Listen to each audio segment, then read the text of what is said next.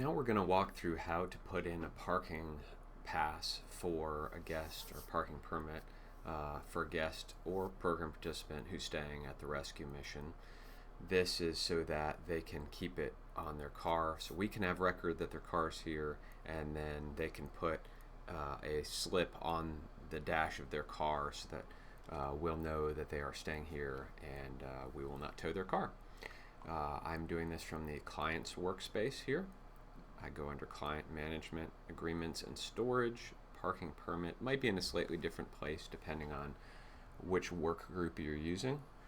I go to Add New.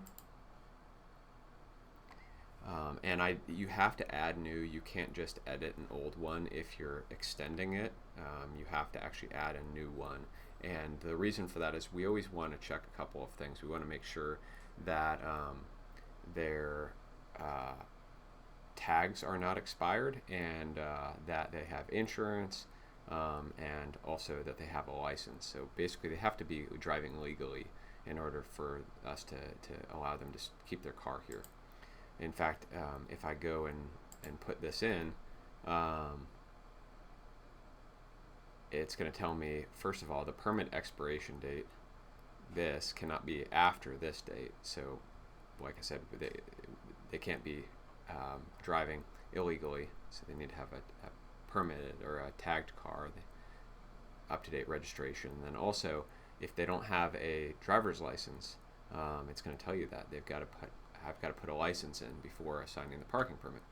So I'll just go over here real quick, and I'm going to go to ID Documents, and now this is our training database. So I'm not going a little bit quick, but I'll just go in and put in Tennessee ID,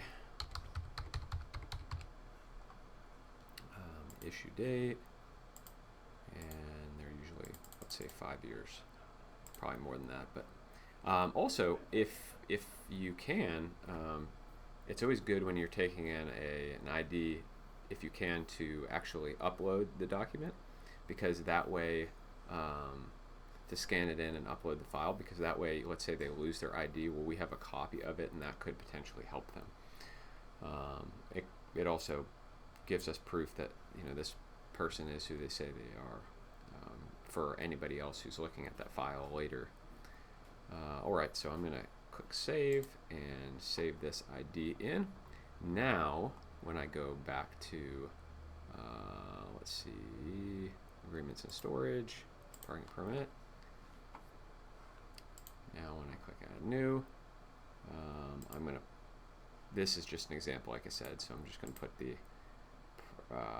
tag expiration date out a couple months.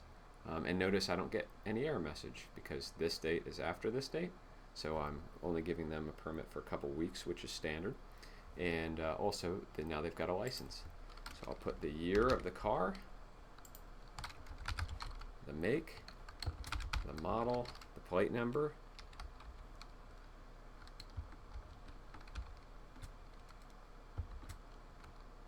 and then I need their insurance policy number and their insurance policy expiration date. And if that's not in line, it should give me an error. I don't know why it's not giving me an error, but we do want to make sure that they have valid insurance. Then from here I can generate the parking agreement so that I can share the parking rules with them, and I'm going to give them a copy at the end. In fact, I could print the copy off here, but if I do it at the end, then I'll have a signed copy for them to have. Just going to be able to share the rules with them. And then there will be a Use Topaz Signature Pad link that I will click on here, and that will allow them to sign. Alternatively, if you just don't have a signature pad, you can always allow them to use the mouse, and they can sign. It's a little harder.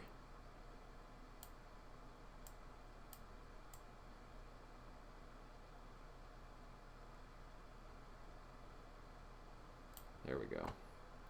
Hit save. Now that I've got the permit in, I can generate the parking permit.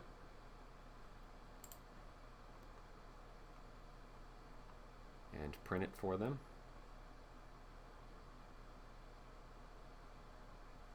It's taking a second.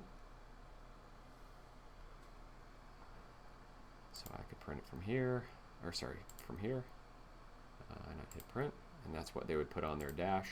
Then I can also hit and print them the parking agreement. And now this will be the one that's actually got the dates and their signature. And when they come back and need to get an update to their parking permit, you would just hit add new again, put their information in again, and that's how you go about it. I also do want to note, here we go, so now that's got their signature and date and everything. I want to note that you can go over here to the shelter workspace and you can go to parking permit assignments, and you can see all of the current. You can also uncheck only show current to see all of the historical. All right, so that is how to enter a parking permit.